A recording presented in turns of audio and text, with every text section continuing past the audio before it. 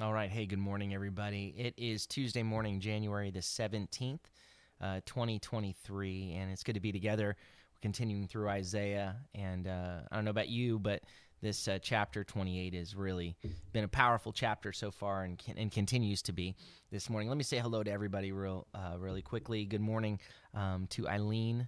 Hope you're doing well, Eileen, and to Kelly Kenfield, and to Kelly and Melody Woods, and good morning to Kathleen, and to Sonia Takach, and Rashad and Mignon, and good morning to Joshua.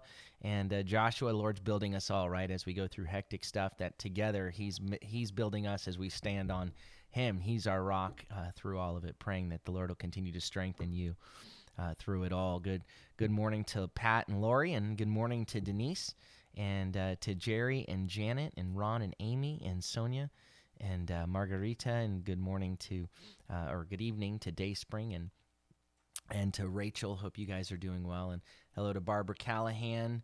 And let's see here. Let me glance here. All right. And then let's see. And good morning to Pastor and Sister Martinez, to Misty, to my sister Maria. Love you, sis. And to Darren.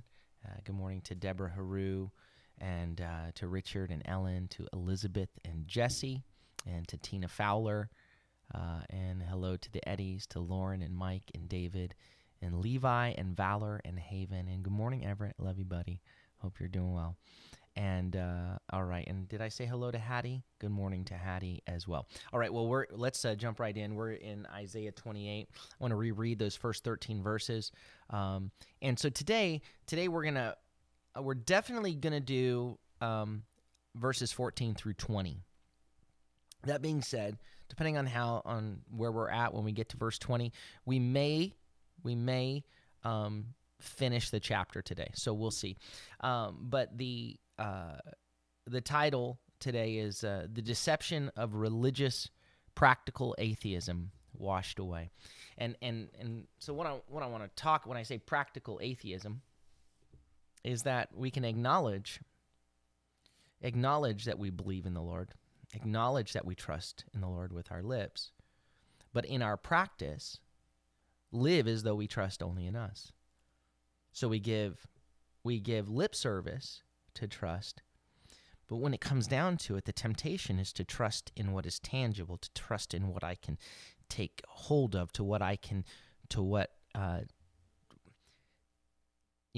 you've heard this phrase. We've all probably said it at some point. Something like, I know the Lord wants us to trust him. I know we have to have faith, but we've also got to use common sense, or we need wisdom. He's also given us wisdom. And a lot of times when those two things are put in juxtaposition like that, when it's either faith or wisdom, then it's not really wisdom, because wisdom is to fear the Lord. So what we're often referring to there is common sense, and a lot of times with some of the things the Lord calls us to do, when he tells Abraham to get up and from the land, get up and go from the land of your fathers to the land that I'll show you, there's nothing about that is common sense. There's nothing about that would be worldly wisdom, right? But he believed God, he trusted God, and God credited that to him as righteousness. He trusted what the Lord said, despite what his eyes saw. And so there is a deception that within, and I called it religious practical atheism, because it can be under the guise of faith. It can be giving lip service to the things of God, and we can all be tempted to it. I'm not going to sit here and pretend that I can't be deceived by that. My own fears, my tendency would be to trust me, would be to trust what I can see, what I can count, what I can hold, rather than to step out in obedience to the things that the Lord says that sometimes feel in my flesh, they feel shakier, but they're firm, and the things that feel firm are shaky. So so there's just a prelude to where we're at. But verse 1 says, Woe to the proud, oi, the proud crown of Ephraim's drunks. Its glorious beauty is a fading flower, which is at the head of the fertile valleys of those overcome with wine. Again, I'm going to just restate this. Woe to the crown of pride on Ephraim's drunks, and the withering flower of its glorious beauty, or its glorious headdress, which is upon the head of the valley of this fertile valley, those thrashed by wine. Again, the imagery being here that what they're intoxicated by, what is fading, this crown, they're intoxicated by pride, and their glory is withering. What they're holding on to is withering. It says, behold, Hine, Adonai is strong and mighty, like a hailstorm, a destructive tempest, like a downpour of overflowing water. He hurls it down to earth with his hand, or he settles it on the earth in his hand. The proud crown of Ephraim's drunks will be trampled underfoot. Literally, again, under feet trampled is the crown of pride, the drunkenness of Ephraim. Verse 4. The glorious beauty, and again, that glorious beauty has to do with their glorious headdress, this beautiful thing that they're wearing on their head. It's a fading, it's a withering flower, which is upon the head of the fertile valley. It's like a first ripe fig before the summer. Whoever sees it swallows it up while it's still in his palm. They're ripe for the taking. But in that day, Adonai Tzevaot will be a crown of glory, a diadem of beauty. He will be a crown of crowns, right? It's something that's described here that is firm. This crown that's withering on their head is fading away. But in that day, he will be a crown of crowns, a crown that remains a crown, isn't something that's stomped and walked on the floor. He will be a diadem of beauty, or a crown of crowns to the remnant of his people. A spirit of judgment, or a ruach mishpat, a spirit of justice, governance for him who sits in the seat of judgment. And he is strength for those who are turning back the battle at the gate. Yesterday, it says, we continued, so the Lord's coming, and he says, the leaders, the Ephraim's drunks, their exaltedness, their pride is coming down. It says, but listen, he says, these also reel from wine, and so the language for reel here we talked about yesterday, when we reel, stagger, reel, confused, stagger, muddled, stumble, that we see in verse 7, kind of pictures this. But that word, the language also has to do with being in error, wandering, being consumed, rather than like the thing they consume is consuming them. It says, so these also reel or go astray from wine. Which wine, right? Which wine? This is about what they're intoxicated with their pride, with self-exaltedness. These also stagger from wine, and reel from wine, and stagger or wander from strong drink. The priest, the Kohen, and the prophet reel from strong drink. They're confused because of wine. They're confused because of their pride. Again, remember, this is a metaphor here. They are muddled in vision. They go astray in what they see. They stumble in judgment. Their head is wobbling in judgment, and it also connects with even their prayer, because that word for judgment is the root word for the word for prayer, for tefillah. Again, what's intoxicating them is pride is the strong drink that muddles the visions of the prophets, that muddles the leadership of the priests, who are not doing what God's called them to do, and so they're leading the people astray. They're wandering because their pride has confused them. Here, the leaders that are supposed to be leading the people spiritually, that are supposed to be bringing attention to the judgment that is coming, they can't see clearly. They're stumbling all over the place. You can't follow them. You can't trust what they're saying. The place where they serve, right? They serve in the temple, so the tables, whether it's the tables they roll the scrolls out upon, or the tables upon where they serve and make the sacrifices. Verse 8 says, since all the tables are full of filth of vomit, or full of vomit and excrement, no place is left. There's not a spot left on the tables. It's covered. Their service is covered. So instead of God's word coming forth from them, something that is wretched and disgusting is coming forth from them. Verse 9, to whom will he teach knowledge? To whom will he explain the message? Those just weaned from milk? Those just taken from the breast? Right? Who's going to teach the knowledge? If these guys aren't these guys are drunk and reeling, and they don't get what God is doing. So it says, who will teach knowledge? Who will bring clarity, bring discernment, bring understanding to what is being heard, to the message? Who's going to do it? Those just weaned from the milk, those just taken from the breast. Like, haven't you guys grown up? He says, and so he gives sort of this gibberish that they begin their teaching, their sort of legalistic teaching. They're not giving the heart of God. Verse 10, it says, for it must be tav latav, kav lakav, zer sham. It says, must be command to command, precept upon precept, precept upon precept, measuring line upon measuring line, measuring line upon measuring line. Here's a little thing, there's a little thing, right?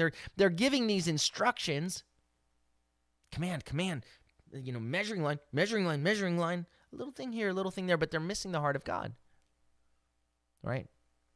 And so these that have been entrusted with this, these priests and prophets that are just staggering from their own pride, and they just, here's a little bit. They're failing to be faithful stewards of bringing God's message to the people. Who's going to bring understanding? Who's going to bring discernment? Well, then the people are going to have to learn a different way. Verse 11 says, for through stammering lips and a foreign tongue, or a tongue that is other, God will speak. He will speak to this people. Right? The word that's coming isn't coming through the priests and prophets. They're drunk with pride, so he'll give the word in another way. And so here's the message that they're supposed to be giving. The message isn't tzav latav, kav lakav, command to command, measuring line to measuring line, a little bit here, a little bit here. The message is here, to whom he said, here is rest. Here is rest for the weak. These things, the resting, here is rest to the weary. Give rest to the weary. Here is repose. Here's a resting place, right? There's this invitation to rest. But they would not listen. They would not shema. Okay. So the word of Adonai to them is precept upon precept. Tzav latzav, line upon line, here a little, there a little. Okay, I'll give you this and show you what it produces. So they walk, they fall backward, and they are broken, right? They're shattered, they're trapped, and they're captured. You want legalism, he says? You want tzav l'tzav, right? Okay, I'll give you that. So you recognize and understand it's my ways that I want you to walk in. I want you to lead people in my ways. Eventually they'll come to understand, but they're going to come to understand through pain, through a stammering tongue, through foreign lips. So now the focus definitely shifts to Jerusalem. We were in Samaria. Now we definitely shift to Jerusalem by this therefore in verse 14. And it says, therefore, the rulers of Jerusalem have refused the repose. They've rejected the resting place. And so they're going to find there is no other security. They think they have another way. It says, therefore, Shema, hear the word of Adonai, you scoffers who rule this people who are in Jerusalem. Right? So this opening, therefore, it lends to the idea that okay, if these things, therefore, listen, if these things are going to befall the drunkards of Ephraim in the northern kingdom, those in Samaria, you scoffers in Jerusalem, you may want to take note, right? Jerusalem's leaders have refused the word of the Lord. The priests and the prophets refusing the word of the Lord. And their attitude here is described using this word latzon, which is litz, which is to a scoffer. Right, this is we see this term used in the wisdom literature, and it describes someone it's describing a spiritual cynicism, this self-assured, beyond correction. There's an arrogance, scorning kind of spiritual realities. This is the opposite of faithful. The scoffers are the opposite of faithful, because not only does this person choose the wrong way, but he mocks the right way. Right? He's not merely misled; he's delighting to mislead others. And so this word scoffers really does express, gives us the idea of sort of an advanced stage of practical atheism, right? Those who are spiritual leaders, and yet they live as though they don't really believe the things that they say. They don't believe in the God that they proclaim. I remember this was several years ago.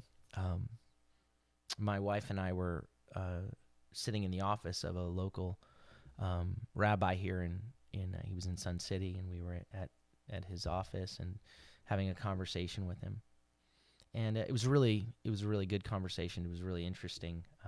And I was just trying to love the guy and minister to him. And I could tell he was hurting and he was broken.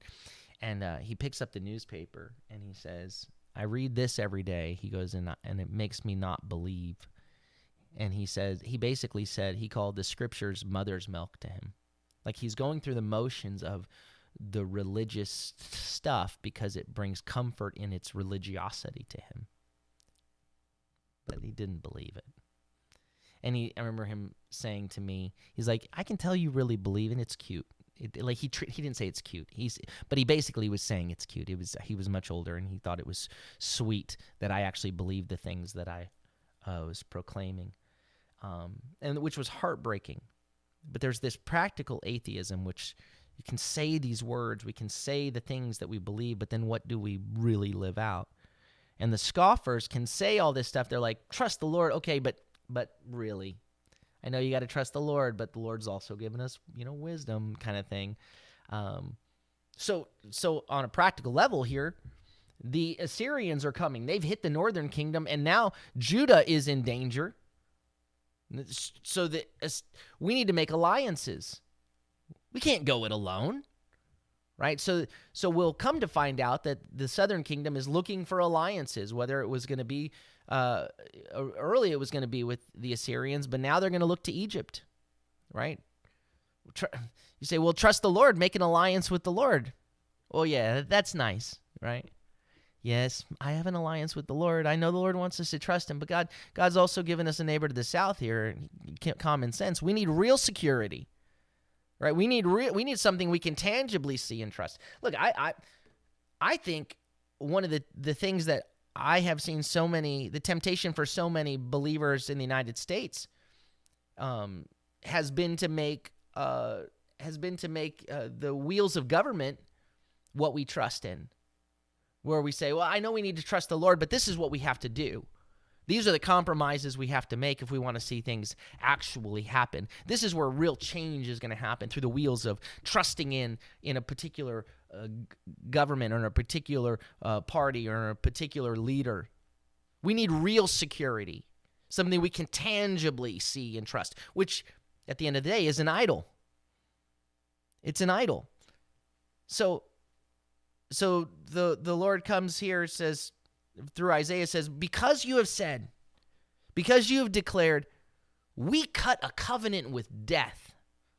We made a pact with Sheol, with hell, or with the grave, right?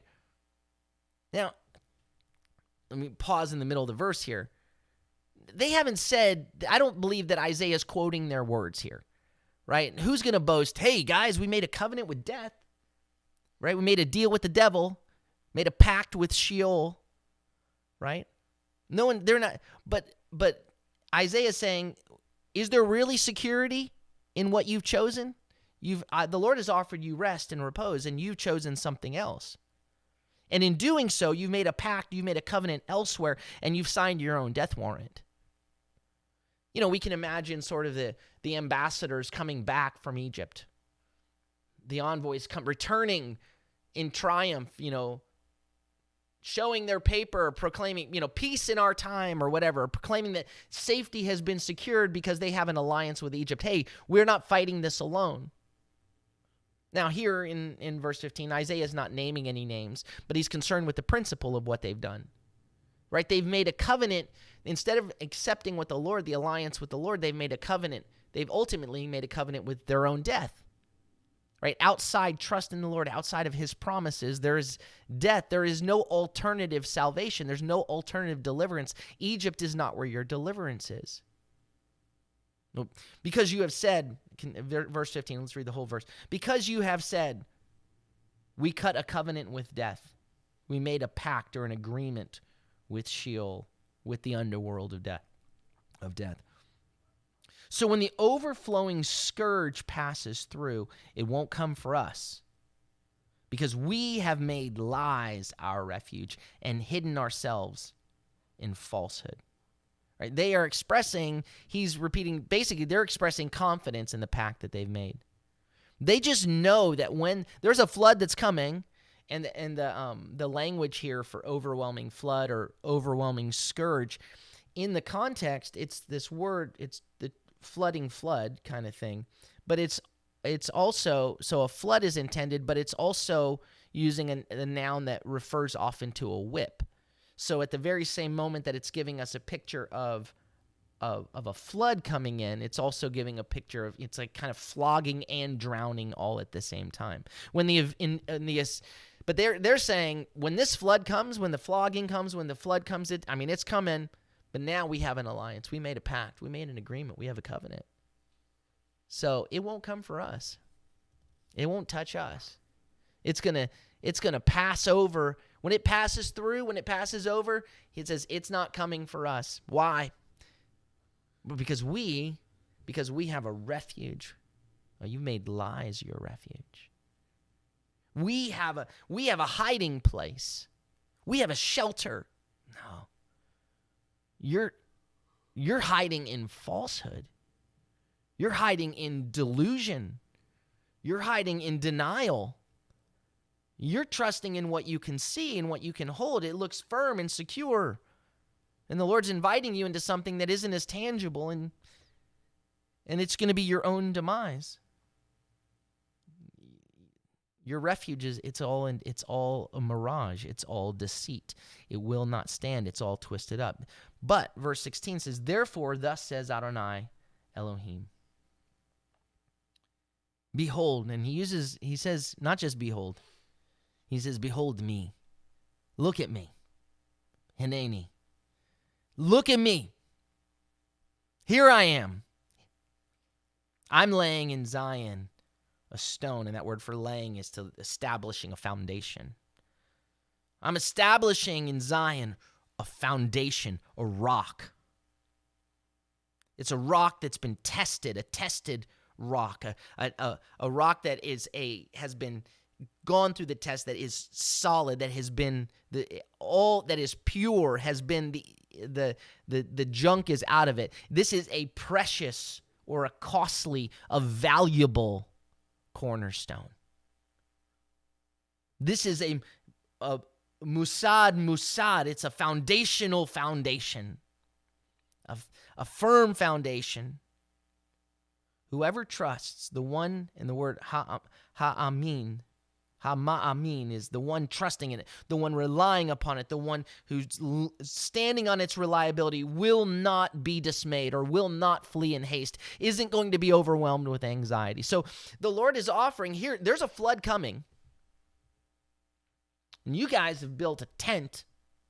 You think you're safe in your little thatched hut of Egypt. You are hiding in a lie. When that flood comes through, if you're hiding in that, it's going to sweep you away. When the scourging flood comes through, your refuge, what you've hidden yourselves in, the things that you've put your trust in, all your common sense, all your practical plans will be exposed. There's no security there. There's no safety there.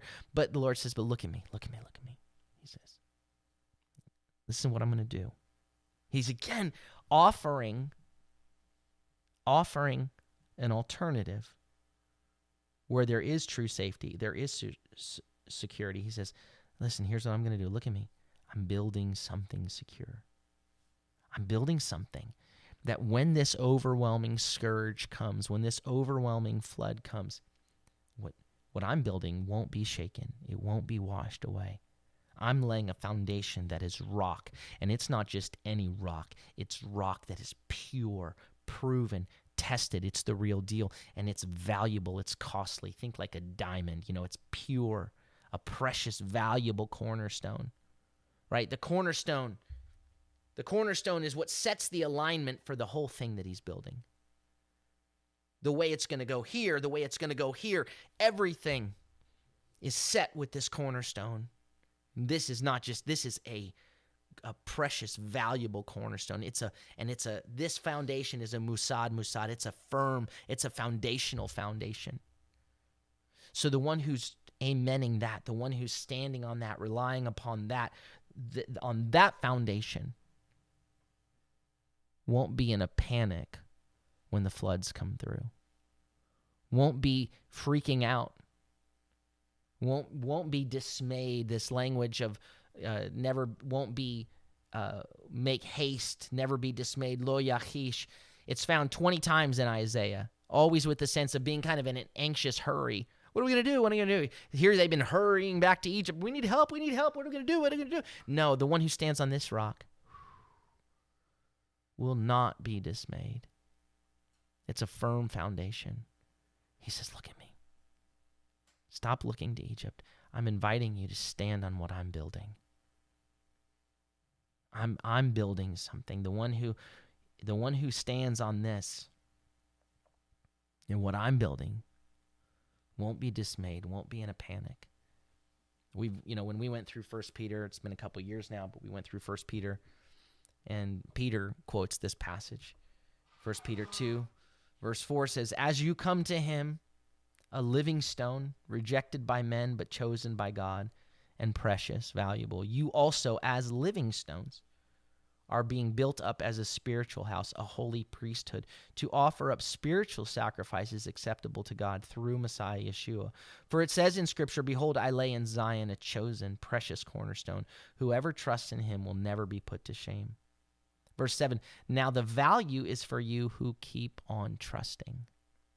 You got to keep trusting through the difficulties, through when the storm is coming. The people in 1 Peter, they were facing a lot of persecution. They were suffering. Got to keep trusting through it.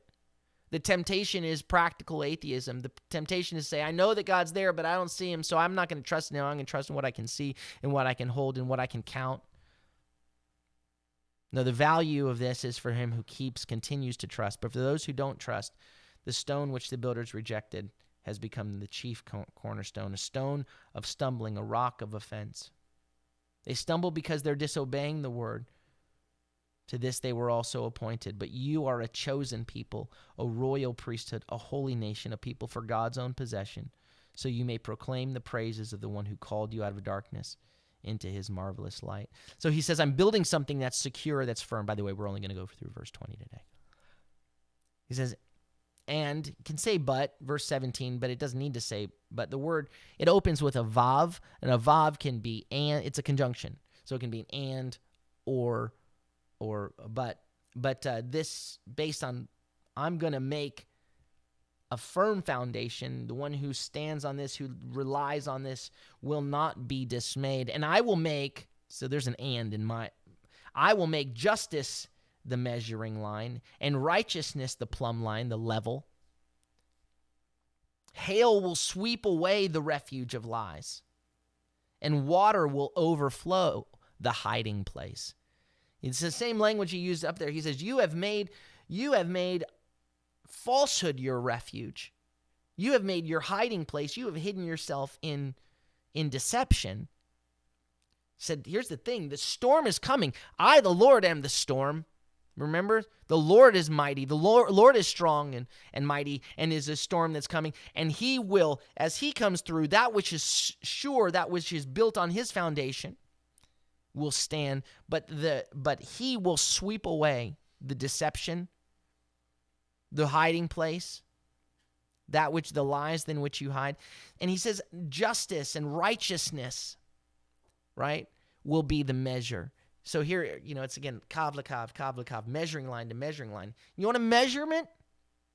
The measuring line should lead to something that is built that reflects the heart of God, that reflects the character of God. I'm building something to reflect who I am, mishpat, justice, which has to do with right governance and right dealings with people, with one another.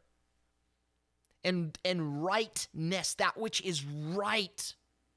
We think of righteousness as I'm the righteous, but it's that which is right, that which is right and good.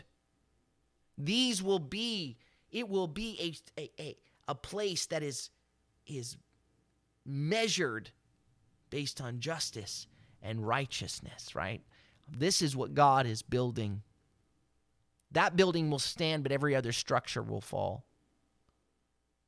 right? When a wall was tested with a level, with a measuring line, if it wasn't level, if the wall was crooked, it had to be torn down and built back up. And so these lies and the schemes of the Jerusalem's leaders who planned that, hey, we're going to fight against Assyria, we're going to trust in Egypt, it's going to be tested by God's justice, his righteousness. And they're going to find out just how fragile their refuge of lies is. And so these next two verses sort of reveal a point-by-point contradiction of their proud confidence, right? They've signed agreements, that are meaningless. Their boast of, it won't touch us, we have immunity, will be shown to be completely hollow, morning after morning, day after day, morning and night. They mocked a message of rest, and by doing so, they've embraced a message of trembling, fearful trembling. Verse 18, your covenant with death is annulled or covered. It uses the word kippur, like for atoned for. I believe there's actually double meaning here. But your covenant with death is covered, is atoned for, but it's annulled, and is the language here. Your pact with Sheol will not stand, right? The Lord is doing something else. Death will not win. Death is done. We saw that back in chapter 25. But the covenant that you've made with them, it's not going to stand. An overflowing scourge will pass through, and you won't be safe from it. You will be its place of trampling. You will be its place of overrunning as the scourge come through. It's running over you. Verse 9 says, as often as it passes through, and that opening word for as often as it passes through is it's going to be sufficient. It's going to be from enough. It's going to have to do what's necessary as it's passing through. It's going to be sufficient as it passes through to get hold of you, to seize you. It will seize you morning by morning. It says, because in morning and in morning, literally, and in day and in night, it will pass through. It will be only terror or only a thing of trembling. For the perception, for the understanding of what is Shemad, of the message. What's it going to take to get your attention? Well, it's coming through, and now you'll have understanding. Now you'll have understanding. Now you'll have discernment. It will be sufficient to bring you understanding. It will be sufficient to take hold of you day after day, day and night. I've offered you rest,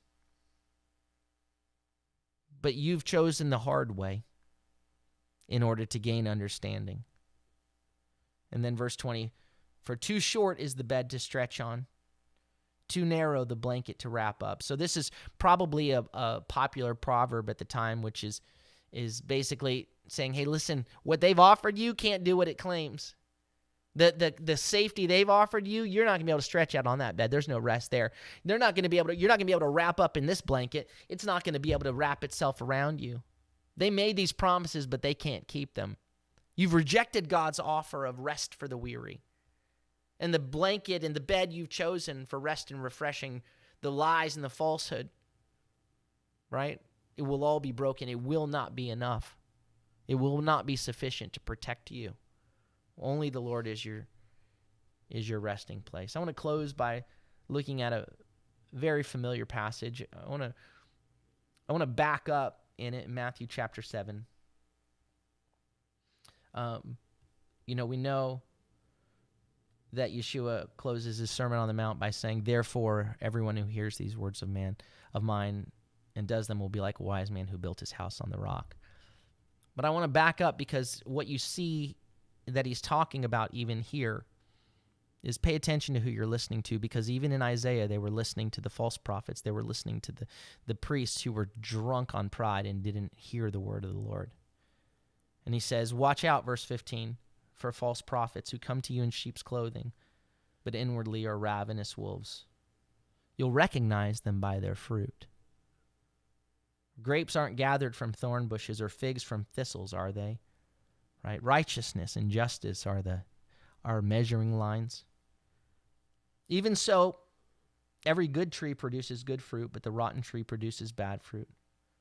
Good tree cannot produce bad fruit, nor can a rotten tree produce good fruit. Every tree that does not produce good fruit is chopped down and thrown into the fire. So then you'll know them, you'll recognize them by their fruit. Not everyone who says to me, Lord, Lord, will enter the kingdom of heaven, but he who does the will of my Father in heaven. Many will say to me on that day, Lord, Lord, didn't we prophesy in your name and drive out demons in your name and perform many miracles in your name? Then I will declare to them, I never knew you. Get away from me, you workers of lawlessness. Therefore, everyone who hears these words of mine and does them will be like a man who built his house on the rock. And the rain fell, and the floods came, and the winds blew and beat against that house, and yet it did not fall, for its foundation had been built on the rock. Everyone who hears these words of mine does not act on them will be like a foolish man who built his house on the sand. And the rain fell, and the floods came, and the winds blew and beat against that house, and it fell, and great was its fall. Right? The Lord wants us to actually hear what he says and then respond to it. He calls us over and over to trust in him, not to give lip service to trusting in him. Not to walk in sort of religious practical atheism where we say with our lips, Lord, Lord, but then we live as though we trust in ourselves. And we live in a way that does not walk in obedience to what he says. He says, listen to what I say and do it.